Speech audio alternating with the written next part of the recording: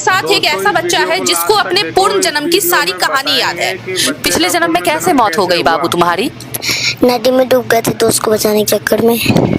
दोस्त को बचाने के चक्कर में नदी में डूब गए। और ये इस जन्म में इस बच्चे की दादी हैं और पिछले जन्म में माँ थी, जिन्होंने अपने 18 साल के बच्चे को खो दिया था, लेकिन इस जन्म में ये इनका पोता बन के आया है और सारी कहानी, पिछले जन्म की पूरी कहानी बता रहा है बच्चा। मत रोइए आंटी, क्यों रो रही है? अब तो आ गया आपका बेटा।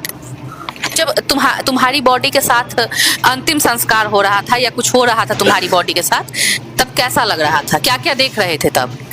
जला रहे थे सब, सोच रहे थे क्यों मर गए। क्यों मर गए? और किसकी याद आती थी? अम्मा। मम्मी।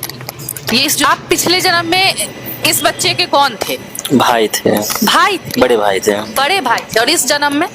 इस जन्म में पापा हैं, लेकिन उनको पापा नहीं कहते, भैया ही कहते। भैया ही कहते हैं जी। कि माँ इतना रोती थी इनके जाने के बाद, रो रो के 10 साल लगातार रोई हैं। तो ये बता रहे हैं कि मजबूरन मुझे आना पड़ा, सिर्फ अपनी माँ को मैं रोता हुआ नहीं देखना चाहता था। भगवान